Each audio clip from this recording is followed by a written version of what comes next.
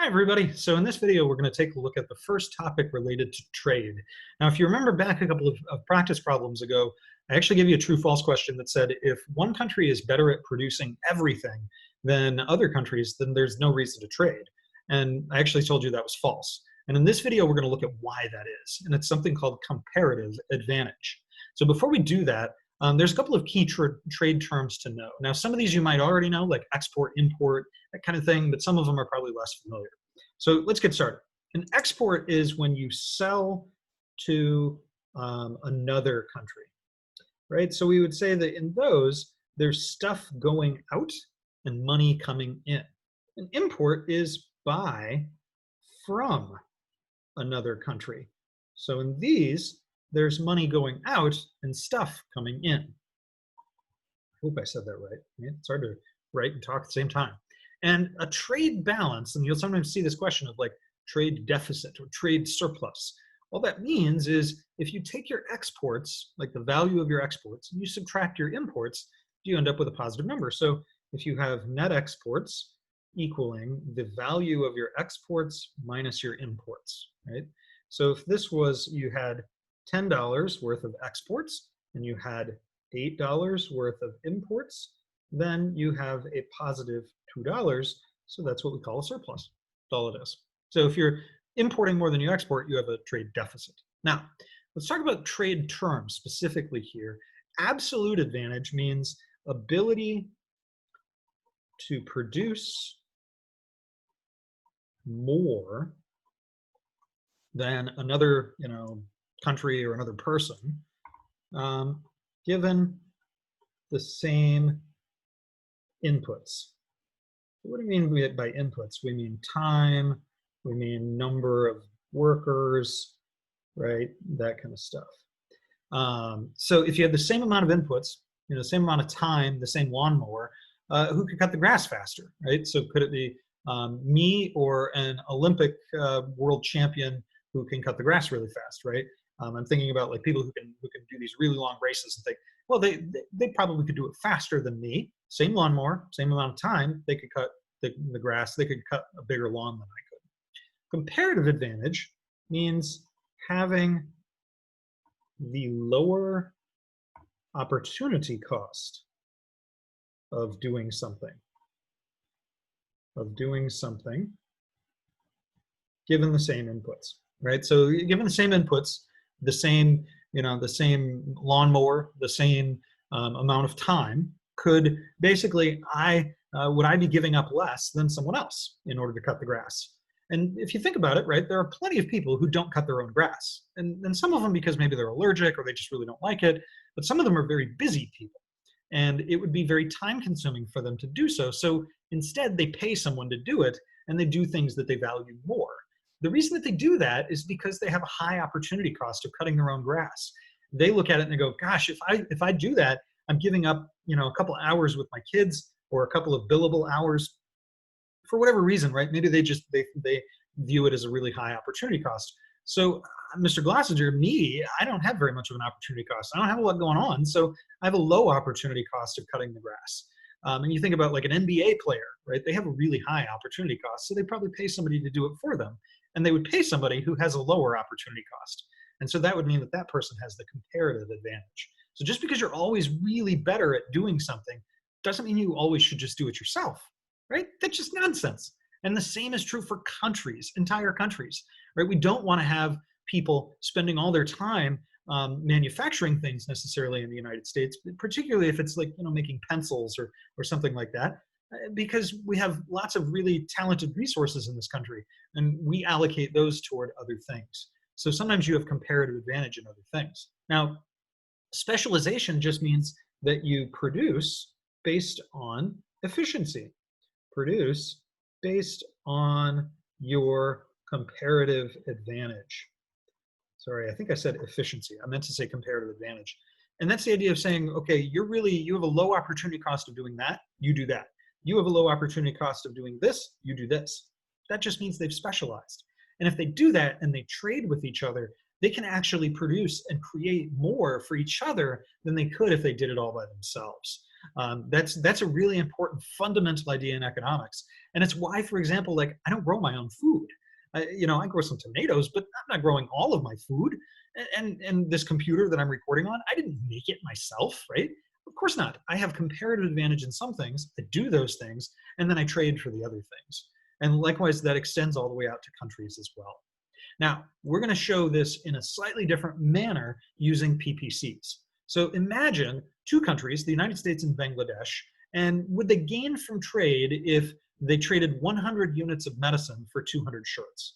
And I have two PPCs down here, so we're going to reproduce those on this practice problem. So we have medicine, meds, and we have shirts. Okay, and we're going to say that this one up here is the United States, the US, and the US could make 1,000 shirts, or they could make 1,000 units of medicine. Okay, and Bangladesh could make 750 shirts, or, oh, that one's terrible, 250 units of medicine, Bangladesh. So you can see from this that the United States can make more shirts than Bangladesh, so it has the absolute advantage in shirts. Let me say that again. Because the United States can make more shirts than Bangladesh, they have absolute advantage. The United States does. And likewise, the United States has absolute advantage in medicine as well, because they can make 1,000 and Bangladesh can only make 250. Now we're going to make this into a table, actually. So we're going to set up a quick little table here, and this is called a comparative advantage table. And it's the same question, right? So I'm going to actually write this question over here. Will US and Bangladesh benefit from trade if, and then what's the question? 100 meds, 100 med for 200 shirt, right? 200 shirts. So pardon my terrible handwriting. Hopefully it will get better. So we're going to do a 3-row, 3-column table. And then here's a little economics pro tip. Leave yourself some space. Right? You can make this thing nice and big. And that's perfectly fine because you're going to want some space. And we're going to put shirts up here, shirts and medicines. And then we're going to say the US and Bangladesh. Now, we're going to fill in the table using the information that's up here. So the first thing is 1,000 shirts. And I put a little economics pro tip right there. Leave some space. 1,000 shirts or 1,000 medicine. Or Bangladesh can make 750 shirts and 250 medicine. Now, here's where the real magic's about to happen. We're going to use these numbers to figure out which one has the lower opportunity cost of making shirts and which one has the lower opportunity cost of making medicine. So what we do, this is an output problem. And how do we know that? Well, it tells you they make 100 or 1,000 shirts. That's how much output they produce. So with an output problem, we're going to say one shirt is equal to, and then we're going to take this number, the outside number, 1,000, over the inside number, 1,000. Well, 1,000 over 1,000 is 1, and that's one medicine. So we'd say that for the United States, every time they make one shirt, they give up one medicine. It's a straight line, 1,000 to 1,000. And so it's always going to be a constant opportunity cost. And so no matter what, the US is one shirt for one medicine. Now let's look at it from Bangladesh. One shirt, outside number in this case is 250 over 750. So that's 1/3. 1/3 of a medicine. Now, is 1/3 bigger or smaller than 1?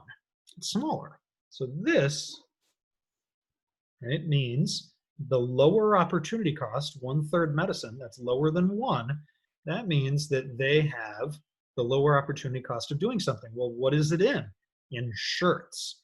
So we'd say Bangladesh has the comparative advantage in shirts. And why is that? Well, because 1/3 is smaller than 1. That's all we have to say. Now let's look at it from the medicine side. Now, this shouldn't be too hard, but we'll see here. Maybe you could do this one in your head. The outside number is 1,000 shirts over the inside number of 1,000 medicine.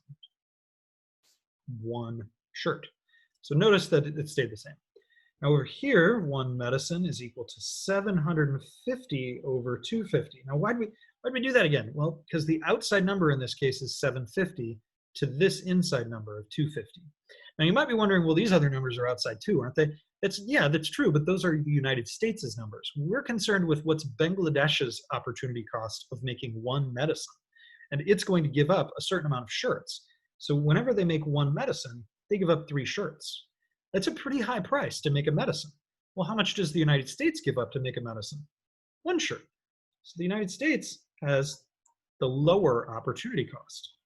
In this case now we compare 3 and 1, and we say the US has comparative advantage in meds because 3 is greater than 1. Simple. You can do this. Okay, now here's the tricky part, right? And this is where sometimes people are like, whoa, whoa, whoa, whoa, whoa, whoa, whoa. But I promise you're going to get it. I promise you're going to get it. Terms of trade. This is what students for years have told me, gosh, I really hate terms of trade. So the last thing is, if we think about, and actually I'm going to ignore this stuff here and saying planes and TVs and all of that.